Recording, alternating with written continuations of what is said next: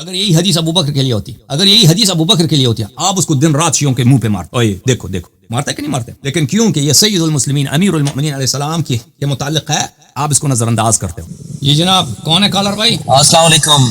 امین Cambridge. Cambridge والے بھائی، کیمرے کے سامنے بیٹھو نا۔ یہ میں ذرا ڈرائیو کر رہا ہوں، میں نے بہت ویٹ کیا تھا لیکن اوکے، کیا حکم ہے بھائی صاحب؟ میرا کوشچن یہ تھا کہ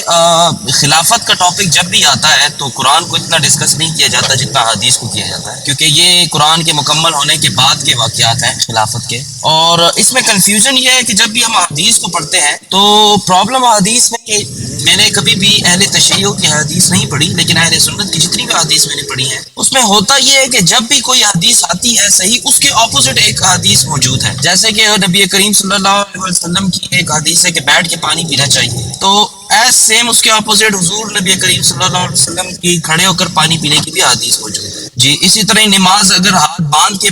پڑھنے یا رفع یدین کرنے کی حدیث موجود ہے تو رفع یدین نہ کرنے کی اور ہاتھ نہ باندھنے کی بھی حدیث موجود ہے۔ اسی طرح بھی حضرت علی کرم اللہ کریم کی اگر خلافت پہ حدیث جیسے کہ من کنت مولا فہذا علی پہ حدیث موجود ہے۔ اسی طرح پھر ہمارے اہل سنت کے جو علماء وہ کہتے ہیں حضرت صدیق رضی اللہ عنہ کو انہوں نے نماز کا جو ہے نا حکم دیا کہ تم پڑھاؤ، تو اس میں ایک ایز اے کامن مین اگر تو کوئی عالم نہیں ہے اور اس کو حدیث کا علم نہیں ہے تو وہ کیسے سمجھے گا کہ حق کیا ہے، وہ کیسے فالو کرے گا؟ اب جو حدیث کی جو سورس ہے، جو منبع ہے، وہ صرف ایک نبی کریم صلی اللہ علیہ وسلم کی حدیث ان سے آتی ہیں جو حدیث نبوی، اب دونوں اپوزٹ حدیثیں انہی کی طرف سے آ رہی ہیں۔ کچھ ایسا نہیں ہو سکتا کہ جو اہل سنت کے جو ہمارے بھائی بہن ہیں جو کہ اہل بیت سے بہت بڑی محبت کرتے ہیں، ان کو ایک پراپر جو اہل سنت کی جو top of the rank books ہیں جس کو سیاہ ستہ کہتے ہیں، ان سے حضرت علی کی خلافت پہ جو ہے کلیئر کٹ حدیث ورڈنگ میں مل جائیں جس میں صاف ظاہر ہو رہا ہو کہ حضور کریم صلی اللہ علیہ وسلم نے ان کی خلافت کا اعلان ہے۔ اب جیسے کہ ایک حدیث یہ بھی موجود ہے کہ صحیح مسلم میں کہ حضرت فاطمہ الزہرا علیہ السلام نے حضرت ابو بکر اور حضرت عمر کو جو ہے اپنے جنازے میں شرکت کرنے سے جو ہے حضرت علی کو وصیت کی تھی کہ ان کو نہ جو ہے آپ نے اجازت نہیں دینی، لیکن میں ڈاکٹر طاہر القادری صاحب کی ایک تقریر سن رہا تھا، وہ کہہ رہے تھے کہ پتہ نہیں کون سی بک ہے سیاستہ کی ہے، اس میں یہ لکھا ہوا ہے کہ حضرت ابو بکر جب وہ آئے جنازے پہ حضرت فاطمہ کے تو حضرت علی جو ہے انہوں نے جنازہ وہ پڑھا رہے تھے تو وہ پیچھے ہٹ گئے اور انہوں نے حضرت ابو بکر کو کہا کیا۔ اب اتنی اپوزٹ ہے ایک دوسرے سے حدیث، انسان مانے تو پھر کس کو مانے؟ تو لازمی بات ہے میرے محترم بھائی کہ اللہ تعالیٰ نے انسان کو عقل دیا ہے، ٹھیک ہے نا، اور عقل کے بدولت ہی ہم حق اور باطل میں تفریق کر سکتے ہیں۔ کہنے والے تو بہت ساری باتیں کہیں گے نا، دین میں اللہ تعالیٰ کی جانب سے جو دین آیا اس میں کوئی خلل نہیں ہو سکتا، اس میں کوئی کمی نہیں ہو سکتی، اگر اس میں کوئی خلل ہے، کوئی کمی ہے تو وہ بعد میں یہ باتیں بنائی گئی ہیں۔ اب جہاں تک قرآن مجید کا تعلق ہے تو قرآن مجید اگر ایک کامل کتاب ہے تو اس میں امامت ہونی چاہیے، ٹھیک ہے نا۔ آپ جو کہہ رہے ہیں کہ امامت قرآن میں نہیں ہے تو ایک باطل بات ہے، امامت کیوں قرآن مجید میں نہیں؟ امامت قرآن مجید میں۔ اسی طرح احادیث رسول صلی اللہ علیہ وآلہ وسلم ابو بکر کی خلافت پہ ایک حدیث بھی نہیں ہے۔ آپ کہتے ہیں اس کو نماز کے لیے لگا دیا نا، بخاری میں تو یہ کہ اس کو نماز سے ہٹا دیا ہے، نماز سے عزل کر دیا اور وہ صرف تکبیر سنا رہا تھا، اور پھر آپ کے اپنے کتب میں اسی بخاری اسی باب میں کہ کسرے کے پیچھے بھی نماز ہو سکتی ہے، ٹھیک ہے نا، فاسق فاجر کے پیچھے بھی نماز ہو سکتی ہے۔ اگر آپ اس کے امام جماعت کے پیچھے اگر بات کرنے کی بات کر رہے ہیں تو اس سے اس کا عدالت بھی ثابت، اس کے مردانگی بھی ثابت نہیں ہوتی کہ وہ مرد ہے، کیونکہ کسرے کے پیچھے بھی نماز ہوتی ہے، خود بخاری میں لکھا، اور یہ بھی اس کی یہ بھی ثابت نہیں ہوتی ہے کہ یہ اچھا آدمی ہے، کیونکہ فتنے والے کے اس بخاری میں موجود ہے، مفتون اور مبتدع کے پیچھے، صاحب فتنہ اور صاحب بدعت کے پیچھے بھی نماز ہو سکتی ہے۔ تو لیکن ہم امام جماعت آپ کے نزدیک تو وہ ہر فاسق کے پیچھے نماز ہو سکتی ہے، زیادہ سے زیادہ یہ ہوگا کہ بھئی اس نے نماز پڑھا ہے، اگر پڑھایا بھی ہے وہ تو اس کی عدالت ثابت نہیں ہوگا، اس کا علم ثابت نہیں ہوگا، اس کا کچھ بھی ثابت، مردانگی بھی ثابت نہیں ہوتی اس سے۔ اچھا، اس کی خلافت پہ تو کوئی حدیث ہی نہیں،